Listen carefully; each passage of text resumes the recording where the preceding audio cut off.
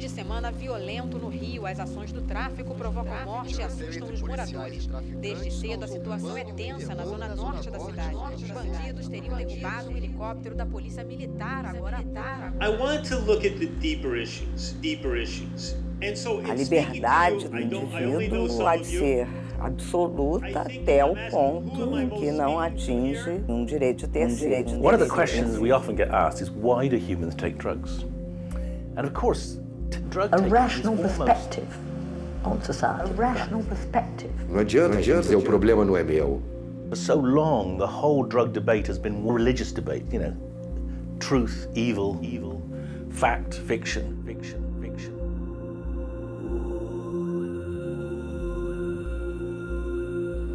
But the law, the criminal law, that says you, an adult who sells this powder or this plant to another adult, you too will be treated the same as a rapist or a murderer.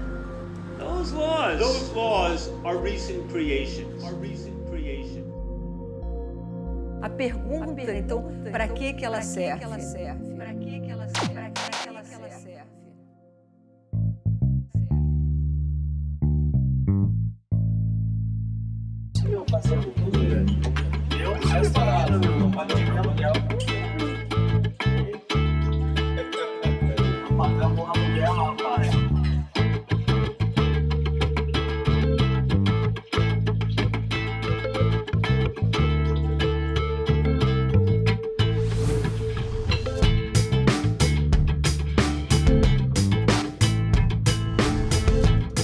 Faz pouco tempo que eu me interessei pela questão das drogas. Todo assunto que gera polêmica é interessante porque é sinal de que muita coisa ainda tem que ser discutida, que as pessoas ainda não chegaram a um consenso de como lidar com a questão na sociedade. E isso é com relação a tudo. Mas quando se trata das substâncias que alteram nossa percepção, nossa consciência, nosso bem-estar, o debate é ainda maior. E isso eu acho que é porque o assunto interessa a todo mundo. Eu não conheço ninguém que não tenha sido, de alguma forma, tocado por essa questão. E para a maioria das minhas perguntas, quando eu tinha uma resposta, e olha que foram poucas para as quais eu realmente tinha alguma resposta, elas eram superficiais, baseadas muito mais em ideologias, em mitos, do que em informação, em ciência. E amigos meus, médicos, advogados, também não tinham muitas respostas não. E essa constatação foi para mim marcante. Numa questão que interfere diariamente no meu bem-estar, na minha segurança, na minha liberdade, em assuntos tão importantes, o meu conhecimento era pouco, bem pouco. E quanto mais eu fui lendo, pesquisando, mais eu descobria pessoas falando coisas bem diferentes do que eu estava acostumado a ouvir. Então eu decidi que precisava ir além das leituras, além das matérias de jornais, além dos filmes e documentários, dos blogs da internet. Eu queria falar com essas pessoas. Eu precisava ouvir dos médicos, pesquisadores, policiais, advogados, por que eles diziam aquilo que eles estavam dizendo.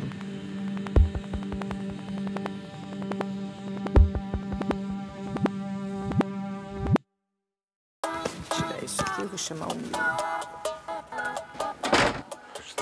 Right. My name is Amanda Fielding. My name is David Nutt. I'm a psychiatrist. I'm the director and the founder of the Beckley Foundation. Meu nome é Henrique Carneiro, eu sou professor de História na USP. My name is Richard Lee. I am the president of Oaksterdam University. Meu nome é Siddhartha Ribeiro. Meu nome é Denis Russo Burgerman. Eu sou neurobiólogo. Sou jornalista. Fernando Henrique Cardoso, sociólogo, ex-presidente da República. Oi? Aos poucos, muito lento, é sempre assim. My name is Dr. William Notcutt. Meu nome é Elisaldo Carlini. Meu nome é Luciana Boatê. I'm a consultant in pain management. Sou professora adjunta de Direito Penal da UFRJ. Gotta have to look into you. Yeah, try to forget about the camera. Diga. Vamos lá, você espera mais um pouquinho e já Começou, estava começando. My name is Steve D'Angelo. Walter Fanganello Mairovich. Sou Rubem César. Meu nome é Orlando Zacconi. My name is Jack Cole and I Spent 26 years in the New Jersey State Police in the United States. Sou delegado de Polícia Civil há 10 anos. Thiago Rodrigues. Me llamo Antonio Escotado, soy profesor de la Universidad de Madrid. Profesor. Como quieras. Hace 20 años publiqué un libro que se supone que es el más amplio sobre historia de las drogas.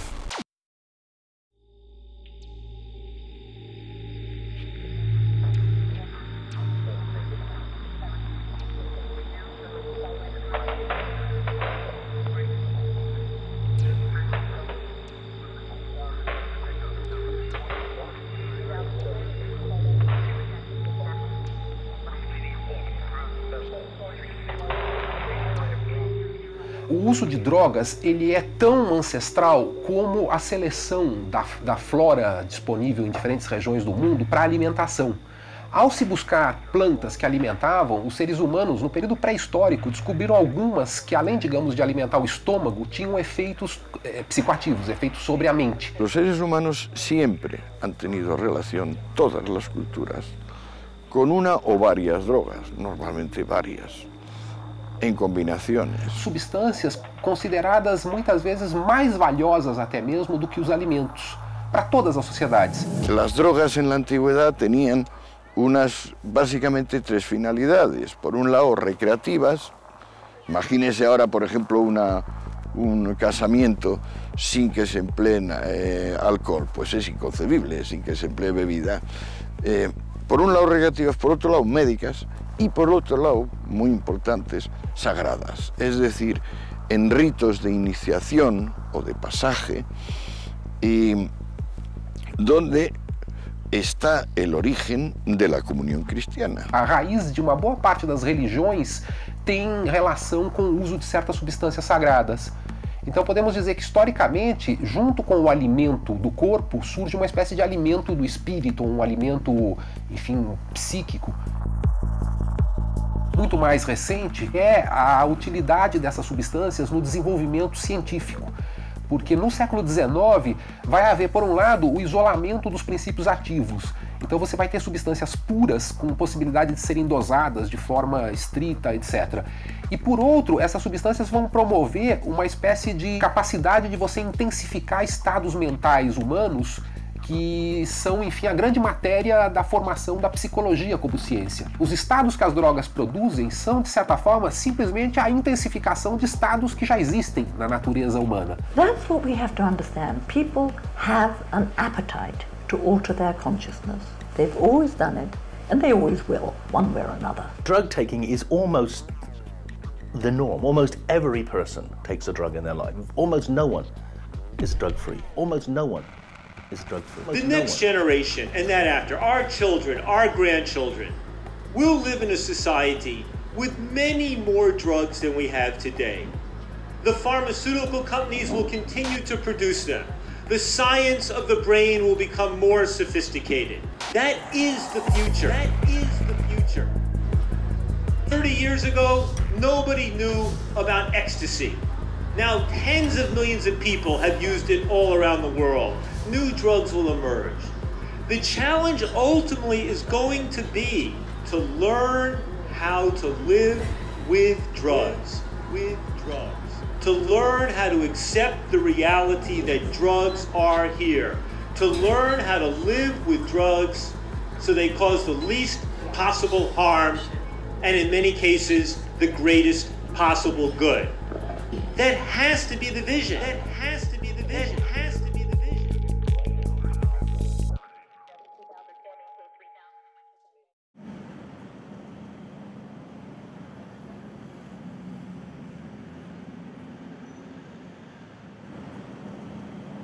The Beckley both scientifically researches consciousness and its different levels and what is the neurophysiology underlying these different levels and how do we change consciousness, how can we enhance it, how can we improve well-being. That's one side of the Beckley Foundation. And the other side is to research what would be more effective policies to control the inevitable use of psychoactive substances. Well, for a long time I've been very interested in how best to assess the harms of drugs. And about 10 years ago now, I started working on a scheme which I thought would cover all the different possible harms. Because drugs can harm you in terms of what they do to you, but they can also cause harm in terms of how much they cause addiction and distort your life. And they can also cause harm in terms of how they change you so that you harm other people. So what we did was we got experts together to look at each drug across these 9 different measures of harm, and then we came up with a ranking list because we could score each drug. In the United Kingdom, we classify drugs into 3 classes: A, the most dangerous; B, middle; and C, the least dangerous. And when we plotted out our drugs on the scale that we had developed against the current classification, it was clear that some drugs were very badly misclassified. Drugs like ecstasy, MDMA, drugs like LSD, which are class A, the most harmful, turns out weren't the most harmful at all. Present classification system has nothing to do with the scientific evidence on the harmfulness of the individual drugs. One of the surprising things about our results was that how high up the profile alcohol and tobacco came. Now, tobacco was quite high up, and it was higher than cannabis, mostly because of the lung damage and the heart damage caused by smoking. Alcohol was even higher up, and that's mostly because of the big damage to society. So ecstasy came out very low, in fact, right down the bottom. The reason for that is that a lot of what's been said about the dangers of ecstasy has been actually quite badly exaggerated. There are relatively few deaths. There are some, so it's still a dangerous drug. You can minimize the risk of death by proper health measures. So, for instance, if you teach young people who are taking ecstasy about not to get dehydrated, about what to eat and drink, and how to deal with the effects of dancing a lot, then you can really reduce the risks of ecstasy.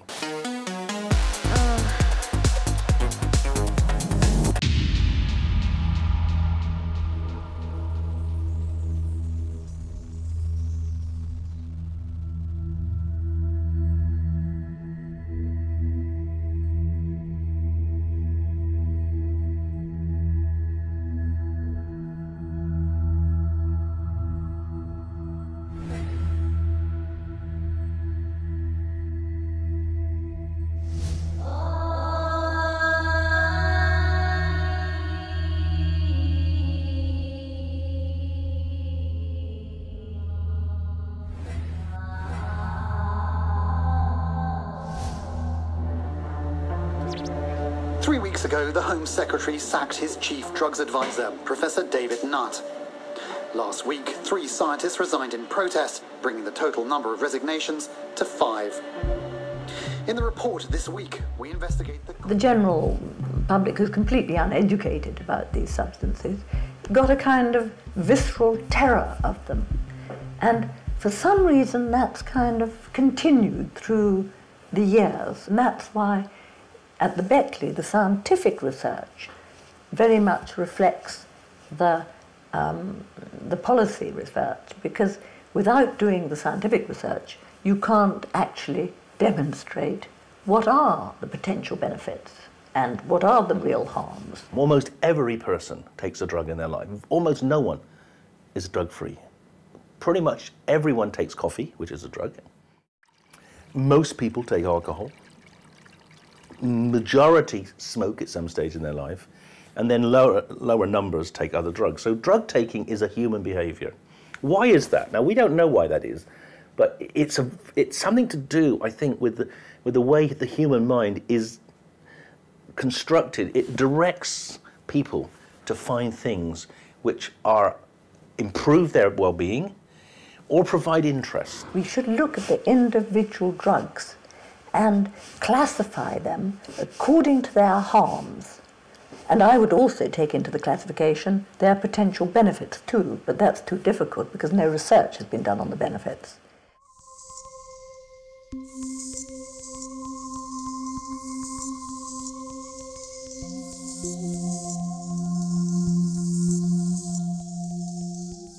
What the report shows is it goes through all the potential harms in a very scientific way.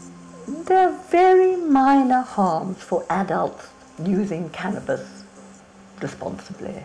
a substance which scientifically has been shown to be a lot less damaging than tobacco or alcohol. Having a bit of a smoke instead of having a drink or in the evenings, there's no need to think that it can do harm. And people need to understand that more.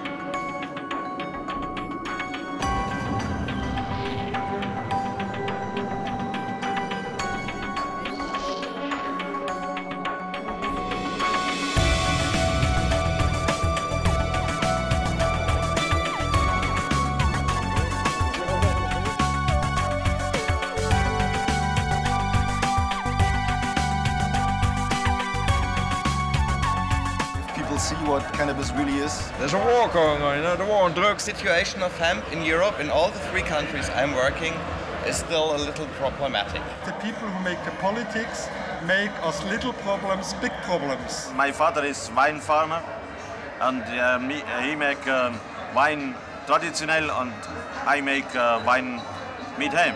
New product for young people, not so strong alcohol, a lifestyle product.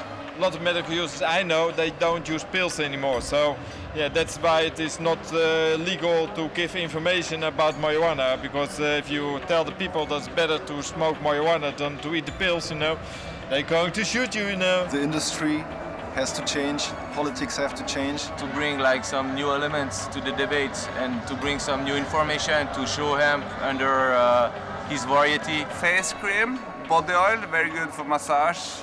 Not so sticky here. It's a big business. You shouldn't underestimate this business, and it's not even just the consumption of the weed. We can do food, we can serve the car industry for bioplastics. Le travail de l'association, c'est de distribuer des plantes pour l'autoproduction, pour que les membres puissent produire tout seuls à la maison. These are our bags made out with hemp. These are T-shirts. This is our champagne. It's very tasty, yes. Yeah, it's a war, You have to fight the war, You have 2 sides from the war. One are the politicians, they drink, and one are the thinkers, and they don't drink, and they are using marijuana. I don't think of myself as an activist. I think of myself as a writer and as a publisher. It's a new technology out of Germany. If you use this in a car engine, the car is drinking 10% less and is making less dust. We make technical things like isolation for houses and cars, and also for the aviation. Body milk, body butter, bath oil. When I discover a new idea which is really important for me and changes my life in one way or another, it's really important for me to share it with others. So much you can do with this, with the paper, with the oil, with everything. Face cream, and lip cream, and hand soap, and hair cream. I know a little of Brazil, because you have to be careful over there where you smoke, So that is also stupid. Discovered that marijuana is really a friend for me. It's really an ally. If you want to make it in Brazil, for example, you have to make to produce the hemp, the industrial hemp, and you have to use it in your country. I get foot cream and hand cream. Hand cream is very good. We sell not the product, we sell a philosophy and solutions. And this is my future to do this. And I like to do it with success. Thank you. You have soft drugs and hard drugs. Yeah, you have marijuana and the other shit, And they have also a little mushrooms, yeah? And you're also not dying if you're using mushrooms, Only you're going to see something. And that is dangerous, because you're seeing yourself. I think that's it.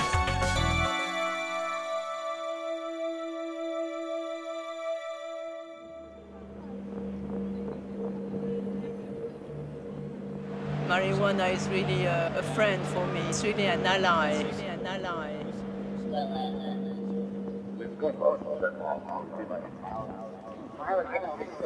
It's a big business, Shouldn't underestimate this business, and it's not even just a consumption of the wheat, It's so much you can do with this, with the paper, with the oil, with everything.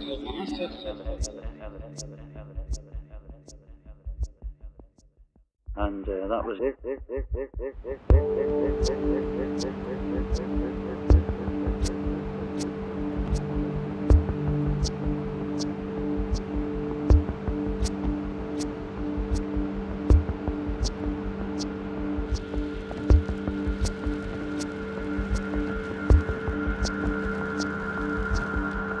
I meet Mac at the hemp mess in Bâle, and then he said he wants to information about Swiss growers.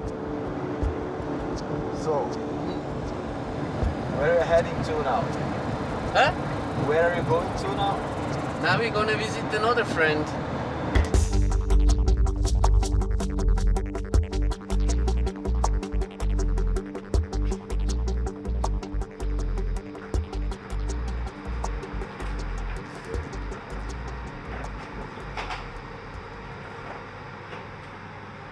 We cultivate cannabis.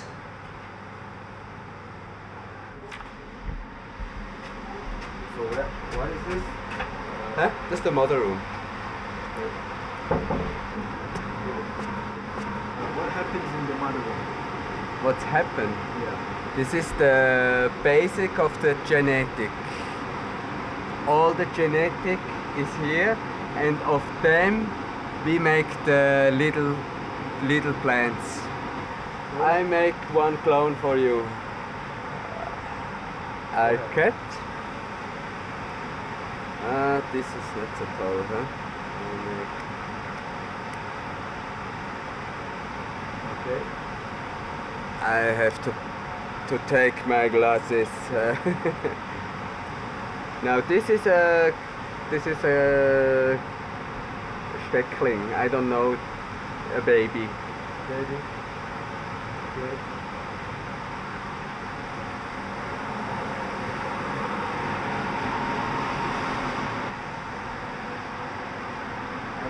I have to do this in the water, Okay. and then I put it here. Finish. Okay. Very easy.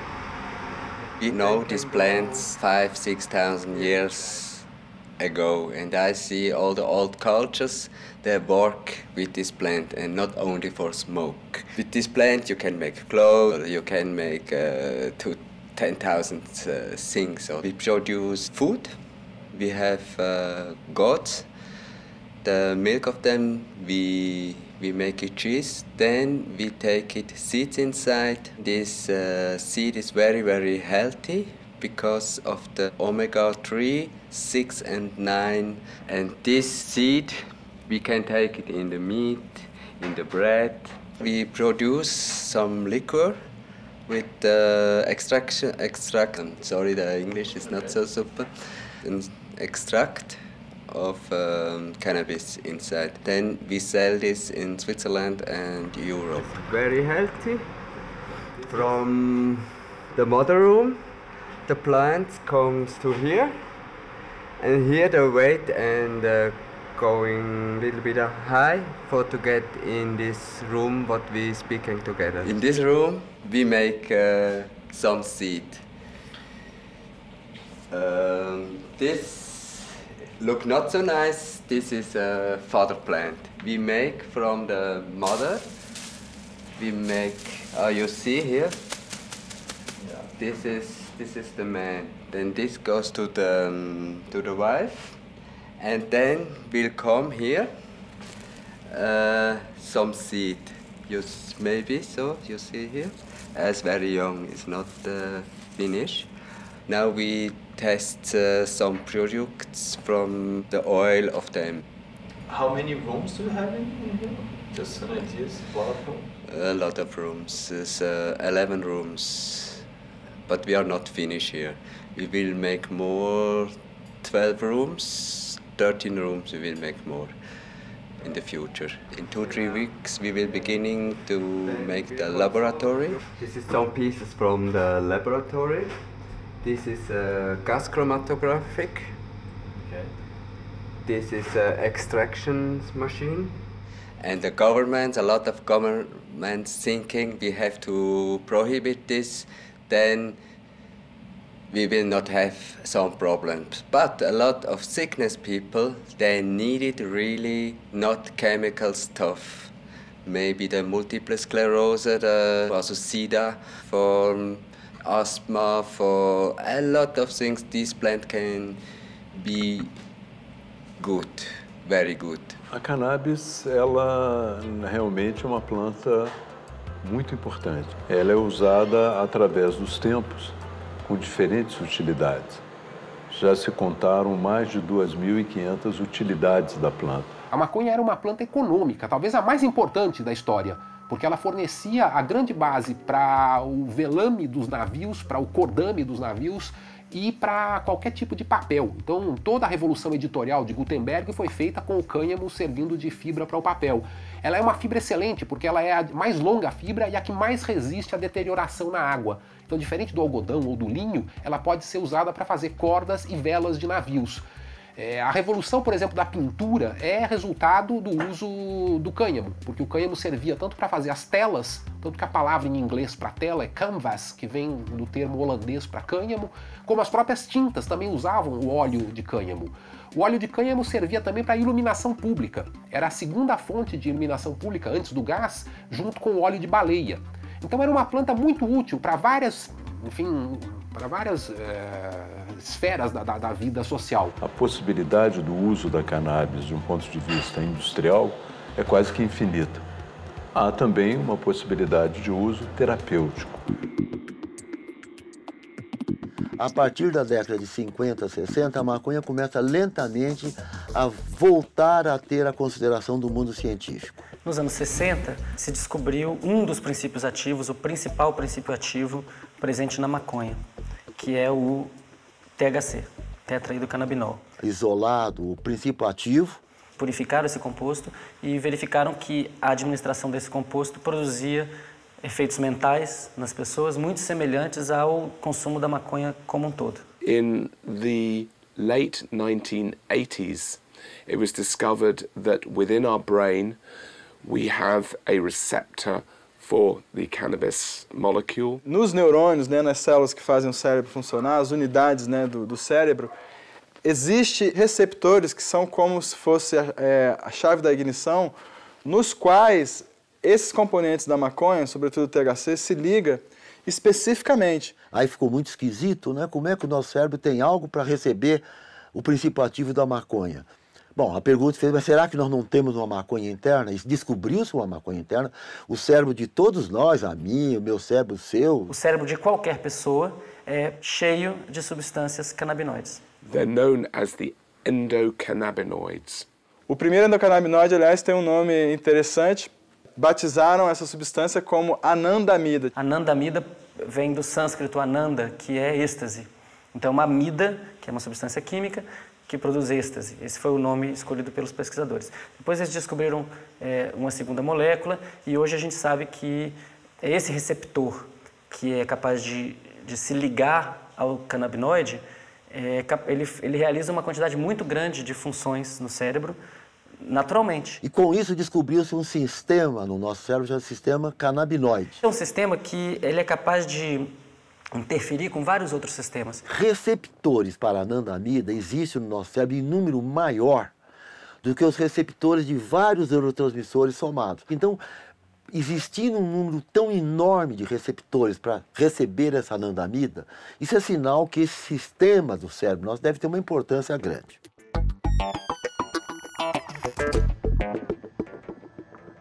E de lá para cá, a pesquisa se intensificou demais e, na verdade, é talvez a fronteira mais estimulante e interessante da neurociência atualmente, porque se percebeu claramente que o sistema endocannabinoide é central na orquestração de adaptação do organismo a qualquer tipo de flutuação que possa tirar ele do centro ótimo de funcionamento. Quando o organismo estiver fora da normalidade, é um alvo que você pode pegar a substância semelhante ao canabinoide e usar ali para tentar trazer ele de volta para a normalidade. Hoje em dia está absolutamente bem demonstrado, não há razão a não ser ideológica para recusar-se à verdade de que a maconha tem efeitos terapêuticos plenamente provados. We know that cannabis has been used for 5,000 years as a medicine and has been used for a long time in the treatment of pain and a variety of other conditions. In the UK, the first group of patients that we've really studied the effects of medicinal cannabis on have been patients with multiple sclerosis. O médico ele tem que avaliar o risco e o benefício. E a maconha tem benefícios de monta para superar os riscos para ter esse uso médico. Em primeiro lugar, contra a náusea e vômito induzidos pela quimioterapia do câncer. O segundo uso, bastante aprovado também, sem sombra de dúvida, para 2 casos de inapetência, o contrário de ter fome, ausência de fome. É o caso da fase final da AIDS, e é o caso também que ocorre no doente com câncer no seu estadio final. Eles não têm apetite, nos 2 casos. Se eles fumarem maconha ou se eles receberem produtos à base de maconha, o apetite volta e melhora muito a qualidade de vida dessas pessoas. Em 2002, eu percebi algo estranho no meu corpo. Aqui nessa região do pescoço, começou a surgir um carocinho, parecia insignificante, mas de forma muito rápida, assim, em questão de 2 meses já era uma coisa saliente, bem relevante. Eu cheguei num médico, um cirurgião de cabeça e pescoço, e ele falou: Alexandre, isso é muito grave, tu vai ter que fazer uma cirurgia urgente. Tiraram uma parte desse material, desse nódulo, para análise, para ver que tipo de problema seria. E foi quando o médico deu a triste informação de que aquilo era um tumor maligno. Esse foi o médico que fez a minha cirurgia, que solicitou encaminhar Alexandre Tomás, 33 anos, portador de neoplasma maligno, provável linfoma. Eu, na verdade, eu não tinha plano de saúde, fui para a fila do SUS lá, consegui uma medicação, tal, uma coisa assim, e comecei propriamente dito tratamento de quimioterapia. Essa aqui eu acho que é a que mais choca. O paciente encontra-se em acompanhamento quimioterápico e radioterapia pelo CID-C 859. Diante dessa notícia, eu senti que meu mundo tinha caído, assim, eu me senti fraco e tu já começa a contabilizar quanto tempo de vida tu pode ter. Foi prescrito 8 sessões com intervalos de 20 dias, só que na sexta meu organismo já não aguentava mais. No momento que ela botava a agulha, eu já tinha uns baldes para vomitar e era um enjoo, era uma coisa terrível. E em determinado momento o médico, ele comentou que ele não poderia me receitar, mas ele comentou que se fosse em outros países do primeiro mundo, provavelmente os médicos recomendariam o uso da cannabis. E eu comecei a pesquisar, a ver como é que era, relatos de outros pacientes, e até tomei a iniciativa de importar, comprar umas sementinhas da Holanda no site, e comecei a incluir na minha horta, minhas ervas medicinais, eu comecei a plantar também. Nessa horta aqui, de 10 canteiros, era esse pedacinho aqui, ó. Nesse pedacinho aqui eu tinha, então, em torno de 10 pés, mais ou menos, que como o nosso clima aqui no sul, ela é uma colheita por ano, então, no verão eu tinha que cultivar aquilo que eu ia precisar para o ano todo. O enjoo da quimioterapia era tão forte que realmente naquela semana tu ficava para baixo. Eu acabei até indo procurar tratamento psiquiátrico. Nesse tratamento psiquiátrico, o médico me dava Tranquinal e no fim eu comecei a ficar pior ainda. E eu acabei trocando, em vez de comprar esses remédios de laboratório, foi na mesma época que eu comecei a colher as primeiras flores da cannabis e automaticamente foi substituir. Troquei o químico pelo natural. Aí quando eu comecei a radioterapia, então foram ao todo 25 sessões, eles fizeram uma máscara de chumbo e dava radiação só nessa região onde tinha esse tumor. Além de perder o gosto de se alimentar, de sentir o sabor dos alimentos, tu perde totalmente o apetite, tu fica desinteressado em comer. Tu sabe que aquilo virou uma obrigação, porque tu não sente gosto. Então, nesse período, a cannabis sempre me acompanhou, me ajudou bastante. Causou um bem-estar, me deu até uma sensação de prolongamento de vida que eu acabei incorporando. Assim como eu tenho outros chás que eu tomo, melissa, erva cidreira, eu também tinha cannabis.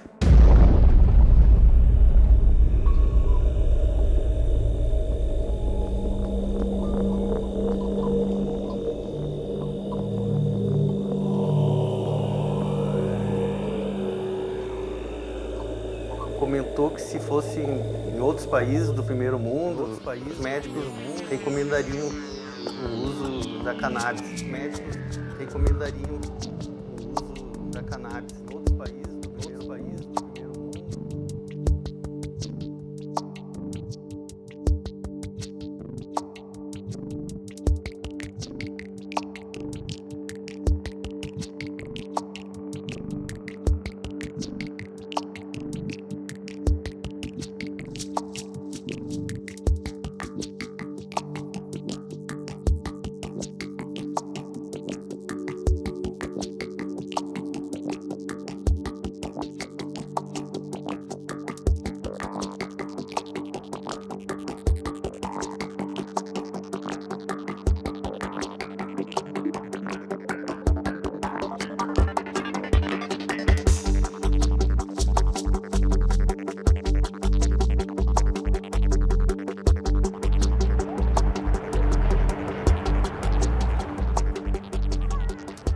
In 1996, the voters of California passed Proposition 215. The Compassionate Use Act, Proposition 215, the medical marijuana law. Which was a referendum, and the voters said that people who have a recommendation from their doctor saying that cannabis can help their medical condition, that those people should be allowed to grow cannabis and possess cannabis and distribute cannabis amongst themselves. Oakland in 2004, 65% of Oakland voted for Measure Z, which made all cannabis offenses, all growing and selling of cannabis privately, for private adult purposes, the lowest law enforcement priority, and mandated that Oakland tax and regulate it similar to alcohol as soon as possible. In 2004, the city took action and passed the state's first ordinance for licensing and regulating medical cannabis dispensaries, and that license said that there would be 4 permits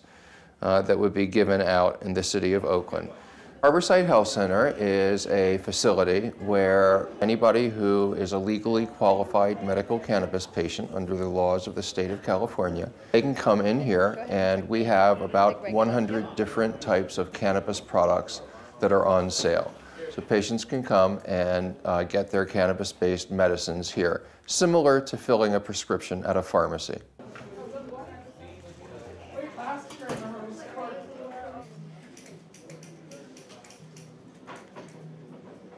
Any money that we make above and beyond covering our basic operating expenses, like our rent and our paying our employees, we then circulate back into patient services and community services and charitable donations.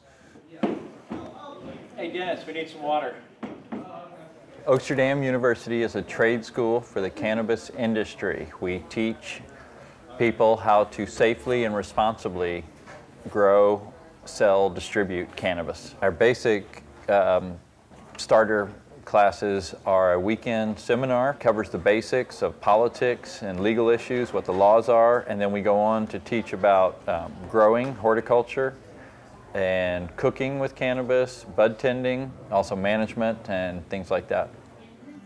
The California Board of Equalization did a survey, and they estimate that the state of California could bring in $1.5 billion from taxing cannabis. And further, the state of California could save $900 million almost another $1 billion from savings on law enforcement, you know, from not arresting people and putting them in prison.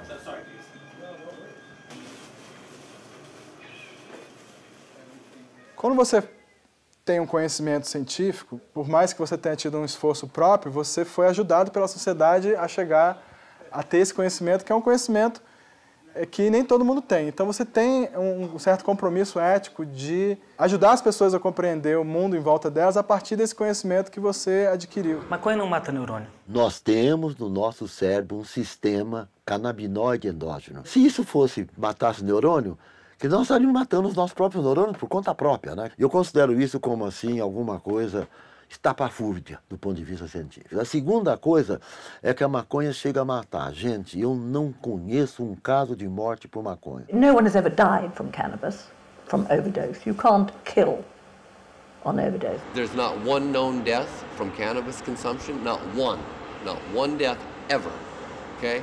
Last year, I can't remember how many people died from taking aspirin. You can kill on overdose of aspirin, you can kill on overdose of alcohol, tiny bit of nicotine, you know, other things kill overdose. Cannabis doesn't. Quando falo se a maconha produz dependência, é uma discussão enorme que eu tenho aqui com outros representantes, né, que dizem que a maconha produz dependência. Gente, se produz dependência, ela é suave e muito pouca. Maybe psychologically addictive, but coffee is much more addictive than cannabis. Physically addictive, very, very, very low level. A pessoa pensa, a maconha é droga de entrada para cocaína, droga de entrada para heroína. Essa é uma visão totalmente desconectada da razão, porque os motivos pelos quais cada uma dessas drogas são usados são diferentes. A maconha é um relaxante, a cocaína é um estimulante. Então, são efeitos completamente opostos. Isso é um mito, isso não tem fundamentação científica. Os estudos epidemiológicos mostram que maconha não é porta de entrada. E a grande maioria dos usuários de maconha não migrou para drogas mais pesadas. E, mais outro dado, a grande maioria dos usuários de maconha abandonou espontaneamente o uso de maconha depois de alguns anos, sem necessidade de qualquer tipo de tratamento. A única substância que pode ser porta de entrada para drogas mais pesadas é o próprio álcool. I'm a recovering junkie. I've been clean now for 13 years, so marijuana helped me survive. Didn't push me further into the addictive drugs. The gateway is prohibition. The gateway is the black market, because when you go to buy your marijuana on the black market at the street corner from the dealer, one day you're gonna go there. Oh, I have no marijuana today, but I have some cocaine. I got some ecstasy. Oh, I got some heroin. Here, try this or try this. Here, and that's the gateway, is prohibition. The black market, that dealer. Not the plant. É preciso lidar de uma forma realista, porque é uma questão ética, tem gente sofrendo. A resistência médica existe sim, ela está diminuindo pouco a pouco, e a questão de educação. Muitos médicos passam isso de uma forma aterrorizante, alarmista, e a gente sabe que quando você passa esse tipo de informação de uma forma aterrorizante e alarmista, você provoca o efeito oposto. Então, ou você instiga as pessoas pela curiosidade a utilizarem, ou elas tomam medidas radicais em que elas saem aí matando um usuário ocasional de uma substância pouco agressiva, né? Então você sai pelos extremos na hora que você tem uma postura muito dogmática, muito repressiva, né? Quando a gente fala dessas coisas, a gente não está banalizando o uso de drogas, não é uma postura assim de oba-oba, de achar que tudo bem. Eu não estou minimizando o problema. O que eu quero dizer é o seguinte, que não é porque algumas pessoas ficam dependentes que significa que ninguém mais pode usar, que todo mundo vai ficar dependente, porque isso não é uma verdade. E é por isso que em política pública as atitudes repressivas são desastrosas.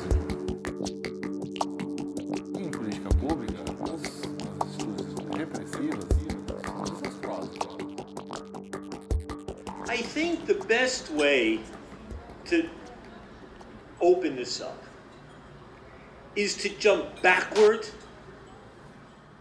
2 or 3 generations or more, and to remember that 100 years ago, so many of these drugs that are now illegal were legal in your country and mine and the rest of the world.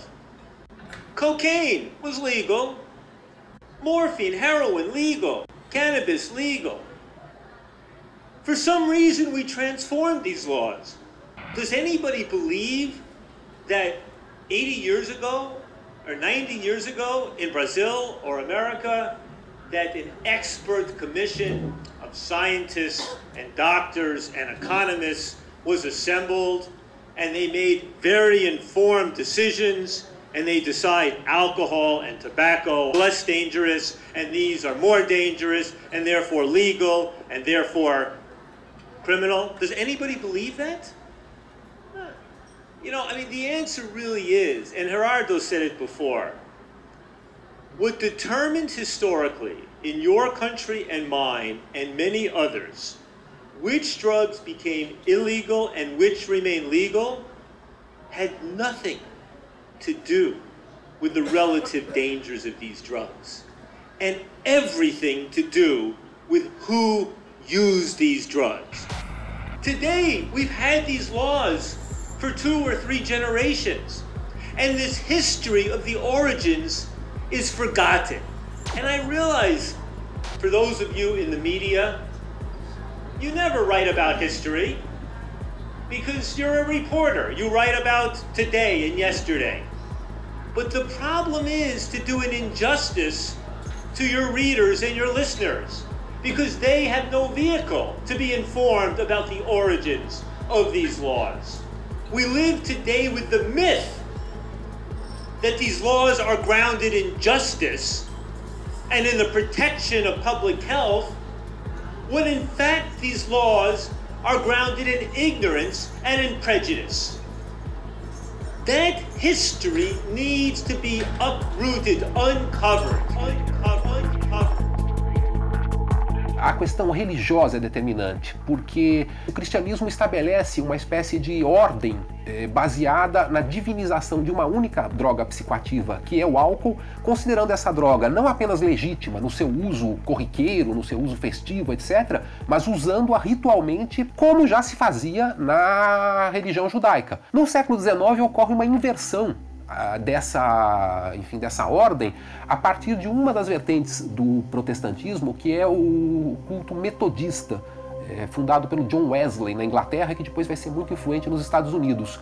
A partir mais ou menos de 1800, no início do século XIX, eles passam a considerar que o álcool em si mesmo é algo pecaminoso. Isso, que era uma tese minoritária, vai ganhando peso político, vai influenciando o Estado norte-americano até conseguir aprovar em 1919 a Lei Seca, que proíbe totalmente, durante quase 14 anos, a produção e o comércio de qualquer bebida alcoólica, inclusive cerveja. A Lei Seca é digamos assim, o primeiro grande exemplo de uma lei proibicionista de fato. E que eu acho que é um paradigma mesmo do proibicionismo. Porque, ainda que depois ela tenha sido revogada na década de 30, ela deu um modelo do proibicionismo. Né? E qual que é o modelo? É a busca radical de exterminar da face da terra substâncias e práticas, usos relacionados a algumas substâncias. No caso era o álcool, mas depois, mesmo que para o álcool isso tenha sido revertido, para outras drogas isso foi ampliado, foi incorporado.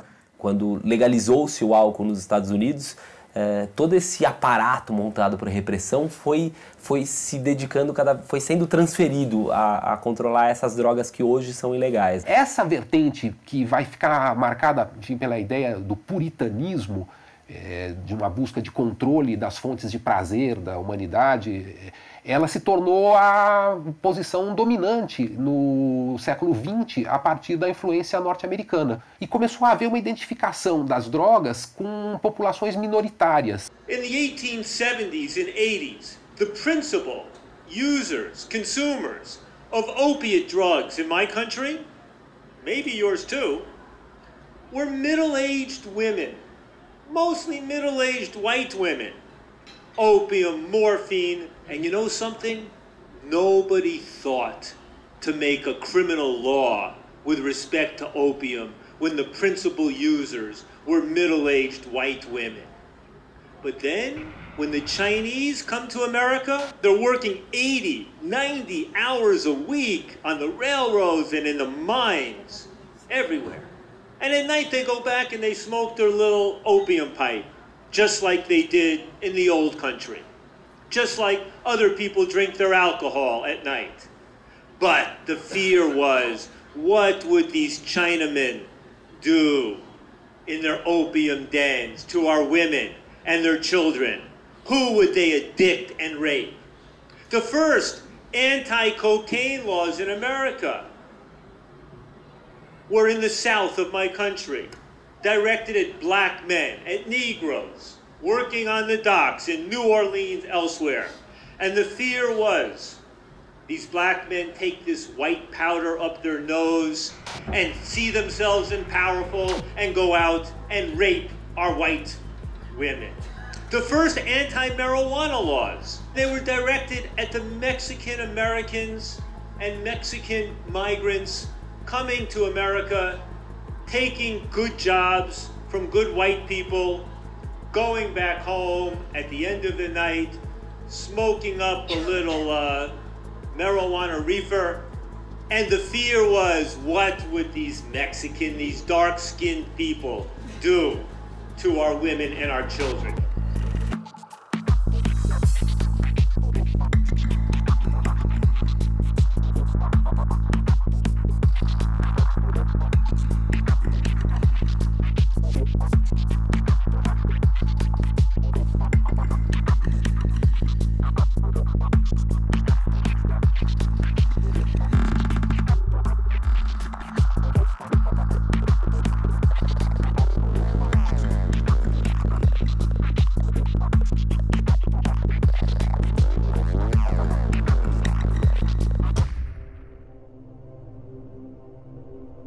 Every war has to have a spy, and in the war on drugs, I was that spy. For the undercover agent is the spy. I did that for 14 years. My job then becomes to do whatever is necessary to become your best friend, your closest confidant, so that I can betray you and send you to jail. In 1968, Richard Nixon declared war on drugs.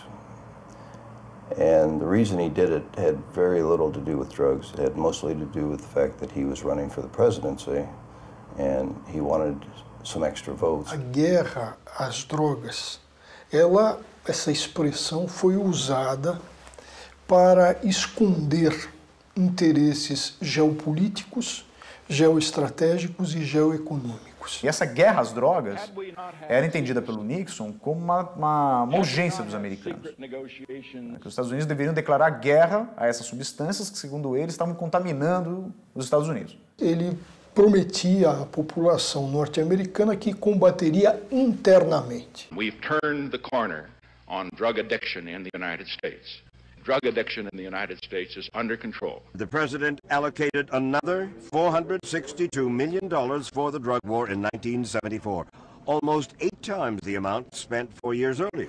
In his first year in office, he got the U.S. Congress to pass massive funding bills that would give tremendous amounts of money to any police department willing to hire officers to fight his war on drugs.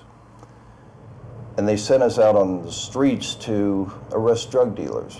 Because there weren't many drug dealers out there, they targeted people like me on small friendship groups of young people, people in college or in high school or in between. I'd stay in this group until I got every person in the group. Nearly 1,000 young people went to jail as a direct result of what I did out there as one undercover agent. Something I'm certainly not proud of today. We lied about what we were doing as police officers. We accused these people of being big-time drug dealers, and when we'd bring them in 100 at a time and line them up against the wall, and the media would be there taking their pictures, and my bosses would come out and point to them and say, you see that? There's 100 major drug dealers we took out of your community. This is a terrible situation, and we need more money, we need more police officers, we've got to arrest more people, we've got to build more prisons, we have to stop this. And the whole idea was to frighten people, to frighten the public. And the media picked it right up, and we did everything we could do to inflame this, make it look worse and worse. Because of the war on drugs, we spend so much of our police staff time and our police budget chasing around these nonviolent drug offenders that we just don't have time anymore to protect citizens from violent crimes. No governo Ronald Reagan vem a grande política que ele apresenta de War on Drugs, de guerra às drogas. E aí já tem o fator interesse. Então ele demoniza o uso das drogas e diz que há necessidade de se combater não só internamente, como dizia o Nixon, mas também externamente, tendo em vista países de produção de drogas ou de matéria básica para a droga. E aí se estabeleceu uma lógica que é a lógica do país produtor e do país consumidor. E que é uma lógica interessante porque é uma lógica de segurança nacional, na medida em que o governo dos Estados Unidos considerava que o próprio país, os Estados Unidos, era um país consumidor, que produtores eram outros países ou outras regiões e que, portanto, os Estados Unidos tinham o direito de se defender. Se defender, inclusive, atacando as fontes. E que justifica, portanto, ações internacionais de combate. Isso, na realidade, era um pretexto para ele montar bases e para, a título, falso título de cooperação internacional, entrar pela América Latina e em outros países. A questão das drogas virou uma questão de equilíbrio mundial. Por quê? Porque abre portas para intervenções mascaradas de cooperação. Quando eu fui secretário nacional antidrogas, por exemplo, na embaixada norte-americana, e eu descobri isso, existem as pessoas que trabalham, que vêm dos Estados Unidos, sim, mas quantos estavam como funcionários da embaixada, burocratas, e eram da CIA, da DEA? Eu encontrei, por exemplo, e por acaso no aeroporto, porque eles vieram falar comigo, eu era o secretário nacional, no aeroporto de Manaus. Eles se apresentaram, nós somos do DEA. Tal. A partir daí eu instalei um procedimento para saber o que eles estavam fazendo lá em Manaus e com que autorização. Percebe? Dá para perceber essa intromissão?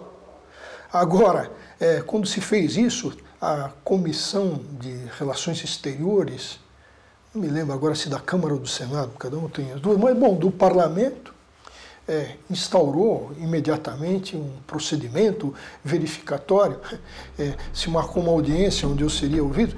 Estou esperando até hoje, tá? E ninguém foi ouvido. Isso se perdeu, não há interesse, há todo um jogo. O proibicionismo ele é constituído por camadas, né?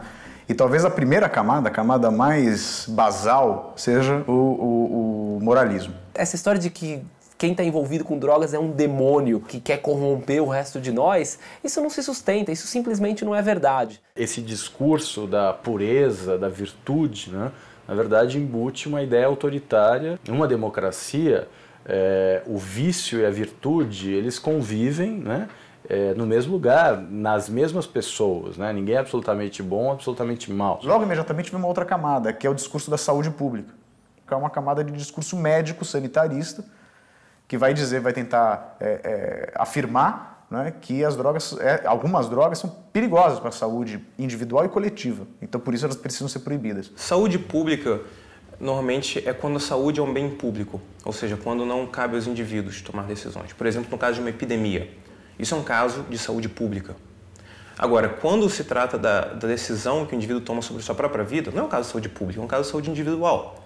É claro que isso não significa que é um problema menor, mas significa que é um problema que deve ser tratado em outra esfera, não mais na esfera do Estado, mas na esfera da sociedade. E às vezes necessita do trabalho de clínicas, às vezes do trabalho de famílias, às vezes do trabalho de igrejas, mas não necessita do trabalho do governo, não necessita do trabalho da polícia. Uma mercadoria, né, feita no mercado clandestino, ela não se submete a nenhum controle de qualidade. Né? E, portanto, ela potencialmente pode ser muito mais prejudicial à saúde. O discurso da saúde pública veio colado ao discurso moral, aí proíbe-se. Aí, ao proibir, vem um terceiro nível, que é o problema de segurança pública.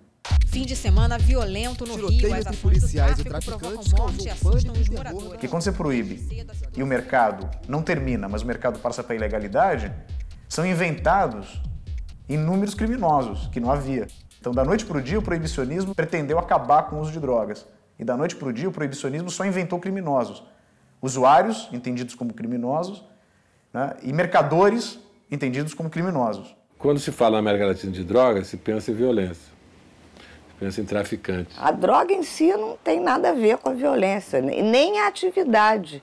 A atividade de venda é violenta porque é proibida. A guerra é violenta, a opção pelo modelo bélico pressupõe a violência. O objetivo da guerra é aniquilar o adversário, né? Só isso, nada menos do que isso.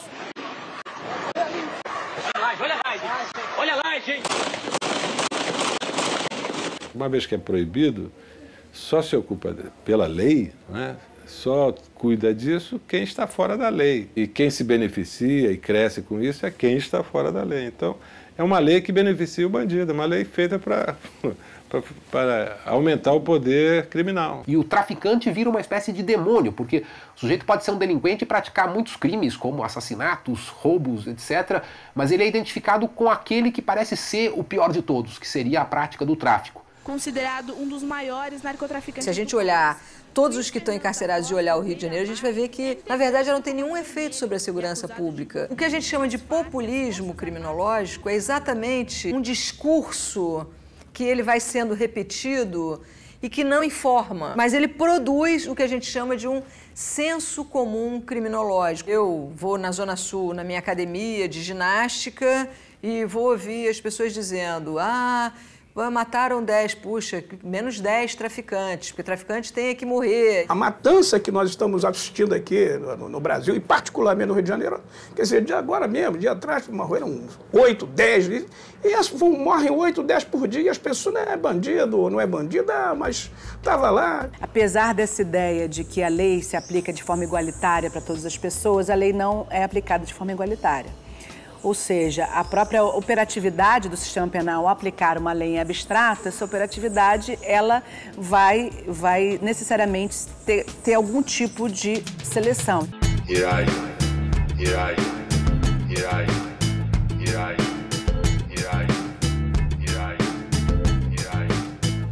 é o mais americano que nós temos no Brasil, esse aqui, ó. Olha a pinta dele.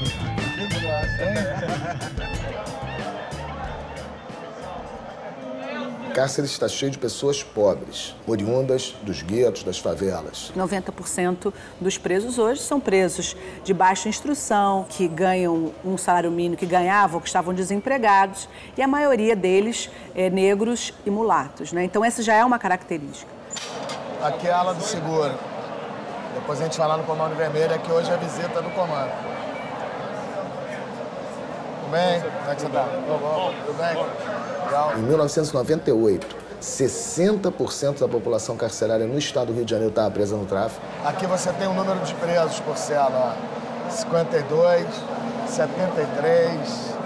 Então o tráfico é o carro-chefe e hoje nós temos também o porte de arma e o roubo, os que realmente representam, né, o volume de encarceramento. Então esse é um processo seletivo. Quais os delitos que vão encarcerar?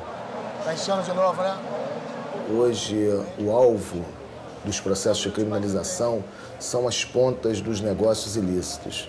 Então, quando se quer combater a contrafação, pirataria, né, o alvo é o camelô. Quando se fala em negócio do tráfico de drogas, nós vamos ver que quem está sendo criminalizado por esse negócio é o varejista, aquele que está na ponta. Hoje, esse é um sistema que ele atua somente punindo aqueles menores, aqueles, como se fala, o enxugar gelo. São os pequenos e que são facilmente substituíveis. Isso representa, para o negócio das drogas, algo muito irrisório. É como nós tentássemos pesquisar o dinheiro que circula na bebida alcoólica e no cigarro e fôssemos concentrar nossa atenção para o seu Manuel, dono do botequim.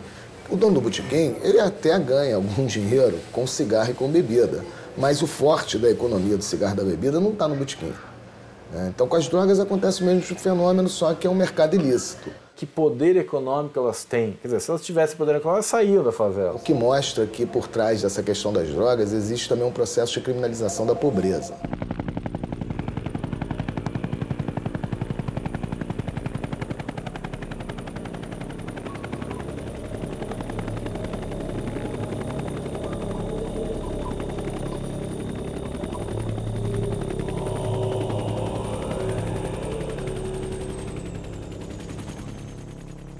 quantos jovens foram para a cadeia, mesmo da classe média, mesmo ricos, quantos tiveram a sua vida desgraçada, apesar de serem ricos, apesar de serem da classe média, e o volume monstruoso de jovens das largas massas que foram para a cadeia porque estavam ganhando um dinheirinho para soltar um foguete quando visse a polícia, o outro, enfim, porque aquilo era o emprego que lhe sobrava, era o emprego que lhe era possível. O pequeno traficante, que no fundo é um problema social muito maior, a pessoa que não teve oportunidade de emprego, se envolveu ocasionalmente, uma vez estava vendendo droga, isso é um problema muito mais sério. Você enfrentar uma questão social importante na base da força, na base do tiro, na base da polícia, eu acho que isso realmente é um desperdício muito grande. Você tem uma perda de vidas de bandido, de quem não é bandido, de senhoras, crianças, de policiais. Será que nós não temos inteligência suficiente para lidar com essa questão de uma outra forma? Toda vez que o governo falha, o governo diaboliza alguma coisa e põe a culpa naquela coisa. O Estado falha miseravelmente em conceder à população qualidade de vida. O jovem é criado aqui sem nenhuma perspectiva de vida, e aí o Estado fala, tá vendo? O crime tá aqui, é o tráfico, não sou eu que sou incompetente.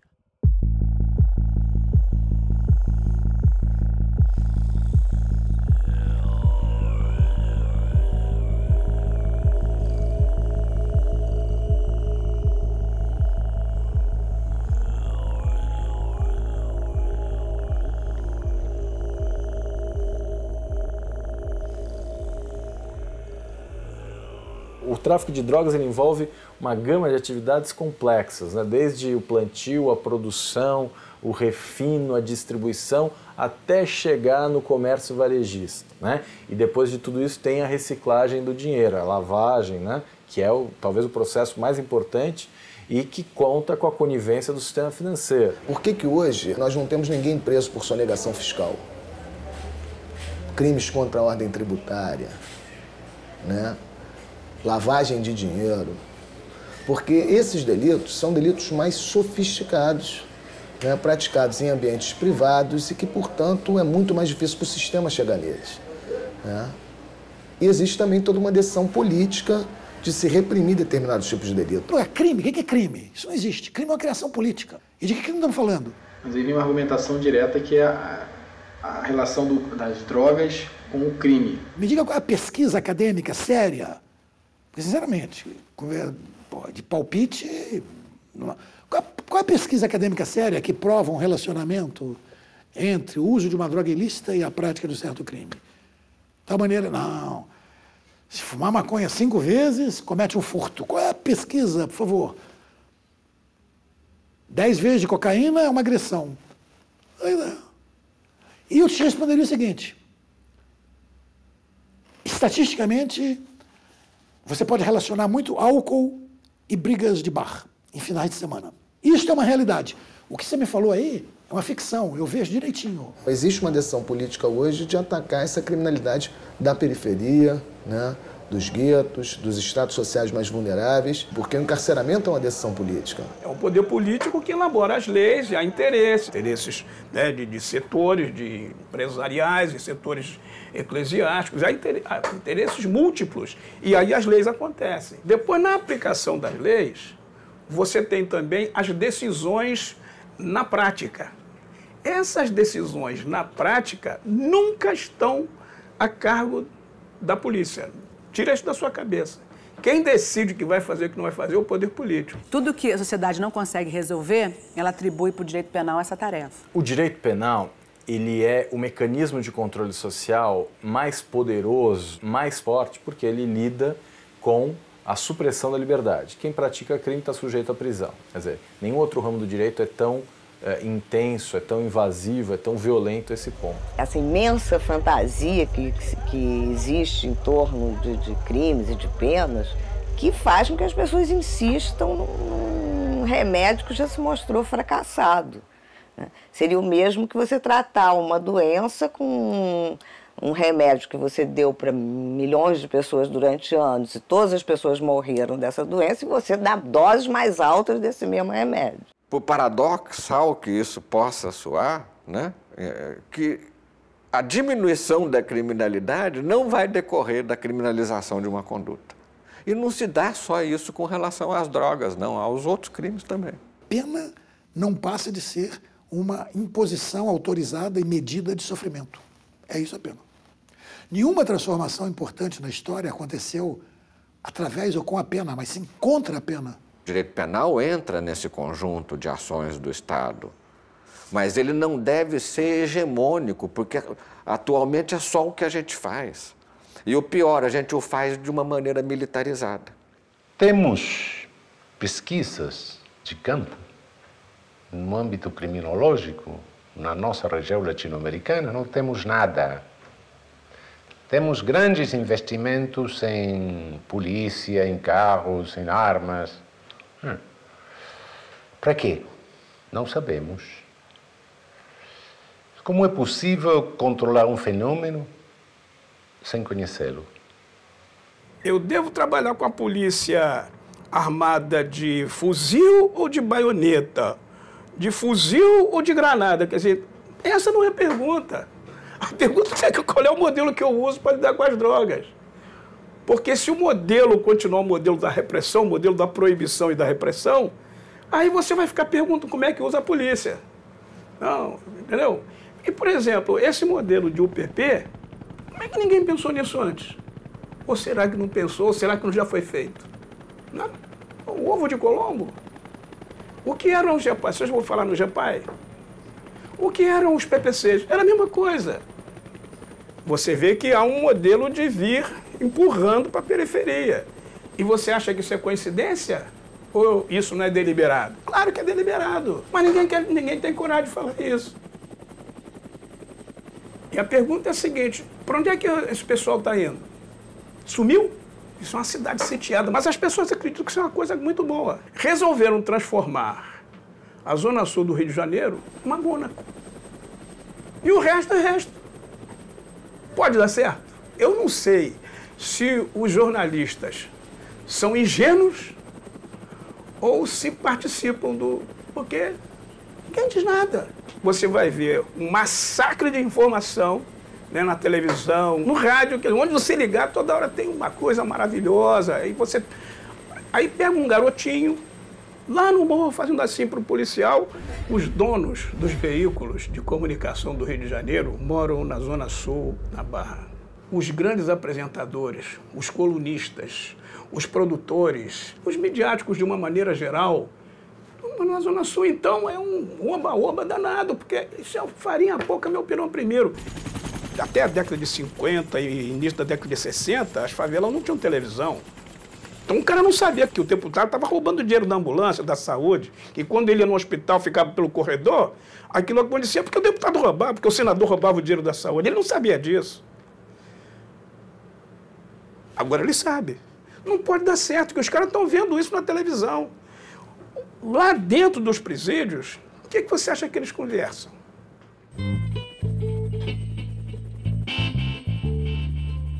Que a desigualdade é da natureza humana, as pessoas são diferentes, a pobreza, ela sempre existiu, existiram as pessoas ricas, as pessoas pobres, por meio da desigualdade injusta. Eu acho que isso aí está fortalecendo a apartação social dessa cidade e desse estado. Uma cidade já historicamente com problemas sérios de desintegração social, e isso agora está realmente marcando muito isso. Por que tudo isso? Porque você tem esse modelo de que você enfrenta essa questão das drogas, a polícia proíbe, aí a polícia e a prisão que vão dar jeito nisso. Muitas pessoas estão abdicando do desejo da liberdade. Há propostas que vêm sendo crescentemente aceitas de troca da liberdade por segurança. Quando uma sociedade aceita trocar a liberdade por segurança, ela está aceitando trocar a democracia pelo totalitarismo. A liberdade é algo insubstituível, a liberdade é da essência da democracia. A gente não quer viver numa sociedade liberal, numa sociedade de liberdades individuais. Caramba, como é que você quer conjugar isso com uma lei que autoriza o Estado a entrar na sua casa e ver o que você guarda no armário? É fantástico, porque a droga permite uma intervenção. Se aqui tiver droga nesse momento, a polícia pode entrar para aquela porta, quebrar, chegar aqui e nos revistar todos. e legitima tudo. Olha que coisa fantástica. Então essa ideia das coisas ilícitas, né, é um caminho, né, para o poder punitivo chegar ao corpo do sujeito criminalizado mais rapidamente. Existiu na Inquisição. O visitador do Grão-Pará, no século XVIII aqui, ele descobria lá pinhões que iam ser jogados, uma coisa e tal. Aquilo ali era um elemento que... Existe aquele famoso poema que existem várias variações do nazismo, que diz, bom, primeiro vieram para os socialistas, mas eu não era socialista, então não falei nada. Depois vieram para os sindicalistas, eu não era sindicalista, não falei nada. Depois vieram para os judeus, eu não era judeu, não falei nada. Depois vieram por mim, atrás de mim, e aí não tinha mais ninguém para falar por mim. Isso é mais ou menos o que acontece também quando existe essa invasão dos direitos individuais. Primeiro eles vêm por grupos que não são muito populares, eles vêm para os maconheiros. Ah, eu não fumo maconha, não vou falar nada. Depois eles vêm atrás dos alcoólatras, eu não abuso do álcool, não vou falar nada. Depois eles vêm atrás dos fumantes. Eu não fumo, não falo nada. Quando vierem atrás de mim, quando vierem atrás de você, não vai ter mais ninguém para falar nada por você. E a verdade é que a lógica é a mesma, que querem proteger você de riscos tomados pelas suas próprias decisões. Não adianta a gente dizer o problema não é meu. Cada vez que a gente deixa o Estado invadir a nossa privacidade, nós estamos sendo currados. E neste particular, nós estamos sendo fracos. Muito fracos.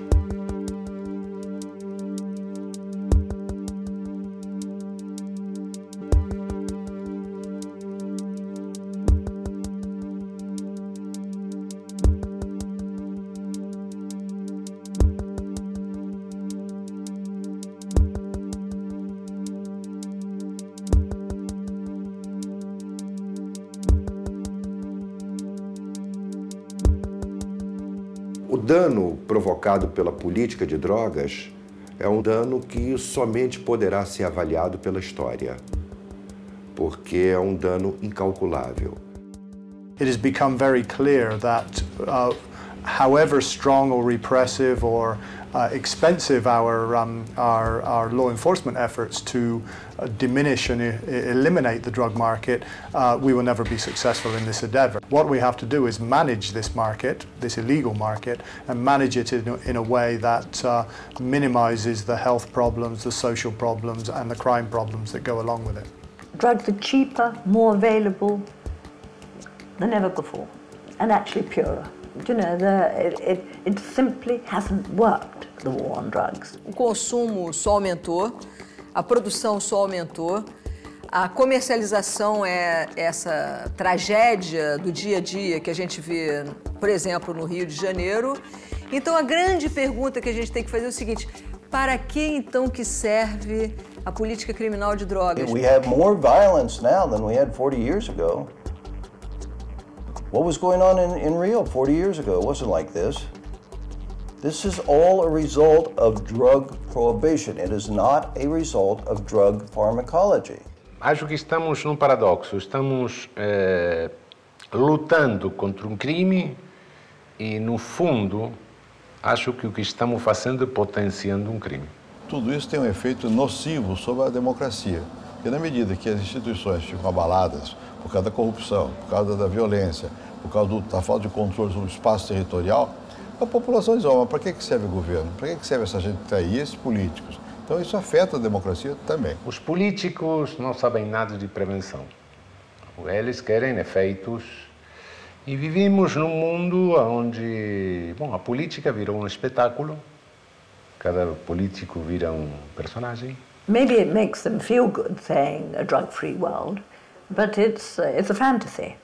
It doesn't exist, and it leaves the poor countries of the world in this terrible state of social breakdown. Será que essas pessoas acreditam mesmo que nós vamos ter um mundo sem droga, ou isso é colocado dessa forma para atingir outros objetivos? It's a vast body of people involved in eliminating drugs worldwide. There are hundreds of thousands of careers involved in it. There's billions of pounds spent on it every year.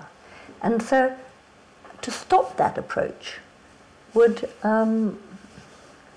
shape the livelihood of many people. O político normal não tem essa visão, tem a visão do imediato. Do imediato ele pensa que perde voto.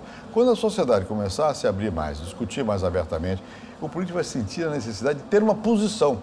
Não é de como ele hoje a necessidade dele é de se omitir. Não fala na droga.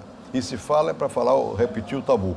No futuro, se for possível avançar mais nessa discussão, eles vão ter que tomar posição. Pode até ser contra, vai ter que discutir. Então é importante que a sociedade mostre para o político que existe uma demanda por uma reforma legislativa. All sorts of reasons why people come to the conclusion that the prohibitionist policy is flawed. And of course they also disagree on what the alternative or solution should be, except everybody agrees that we're relying too much on the criminal justice system and on criminal laws to deal with drugs. Intelligent thinkers in that world are coming to that conclusion. I think the population is a long way behind for the reason the media misinforms them.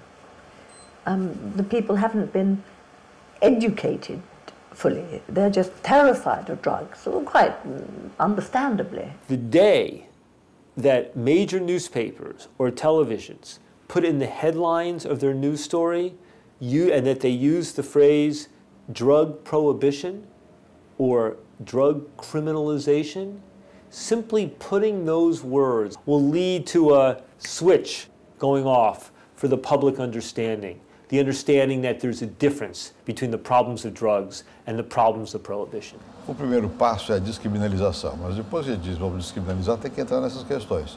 Então o quê? Se não é crime, como é que tem o acesso?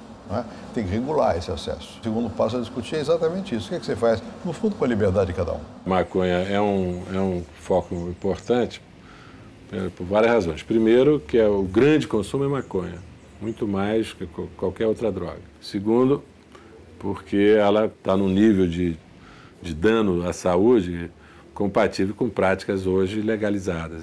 E três, principalmente, que maconha dá para plantar em casa. Isso é ótimo. Eu acho que, do ponto de vista do combate ao tráfico, é a única que dá esse horizonte. Quer dizer, a tecnologia é tão desenvolvida que você pode plantar num armário, você pode plantar numa varanda, você pode plantar em qualquer lugar que você teria o resultado. Brazil is perhaps better poised and situated than anyone else in Latin America, and in some respects among the better in the world, to help move this debate forward in a new direction. Está na hora de no Brasil também se abrir um grande debate mais aberto, mais livre, de opinião pública, de convencimento, relações com o governo, para dizer, ó, está na hora de mudar. I know that I cannot succeed in my mission until the ordinary parent of a teenager believes that what I have to say and offer is going to provide greater safety and security for their children and grandchildren than what the government offers today. Now, I know that the science and the evidence supports this perspective, but the challenge is to communicate it. Ciertas ideas son tan malignas y tan peligrosas como el demonio mismo. Hay que acostumbrarse a que los seres humanos somos muy locos, muy locos. Hay una parte del cerebro ignorante que los demagogos utilizan, a veces exprofeso, otras veces inconscientemente, para conseguir que retrocedamos en el uso de la razón. Eu acho que a gente tem que mexer nessa coisa bastante pontual, microscópica mesmo, que é a sensibilidade de cada um. Essas mudanças acontecem quando começa a ter muita anomalia, as coisas já não fazem sentido. As ideias começam a ficar fora do lugar, começam a não funcionar, entendeu? Você tem muita... Elas sempre estiveram ali, mas de repente os fatos começam a aparecer e ficando evidente mesmo, tem alguma coisa errada, e as pessoas começam a se comentar. Se você se choca com as pessoas que têm problemas com drogas e que têm problemas que muitas vezes são involuntários, quer dizer, a pessoa começou a se envolver com qualquer substância psicoativa, não para se matar, não para sofrer, né? Mas que de repente acabou entrando num circuito complicado de sofrimento, e isso acontece, lógico, né? Se você se choca com isso, Se você se choca com a violência do narcotráfico, então você tem que se chocar com a proibição. Isso acontece, é clique, dá um clique. Tem um certo momento que diz, pois se a gente pensar assim, entendeu? É uma virada. Essa virada pode acontecer de repente.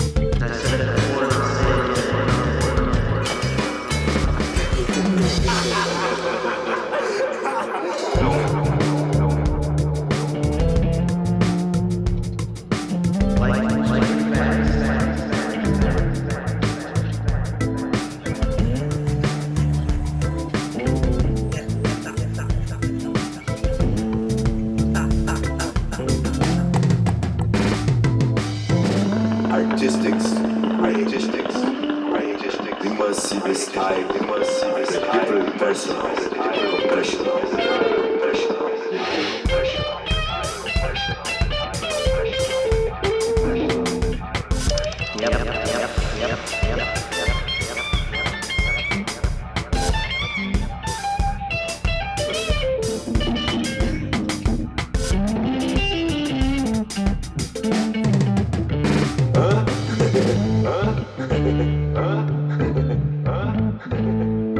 Did you hear? Did you hear? Did you hear?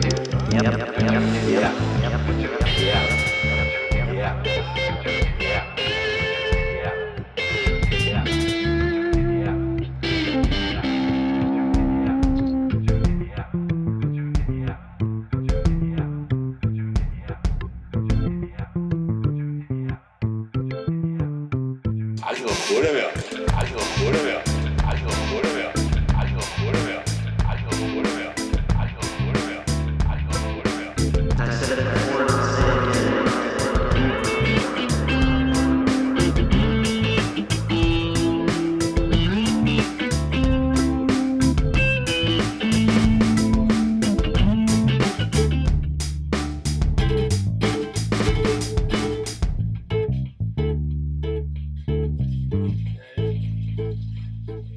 É.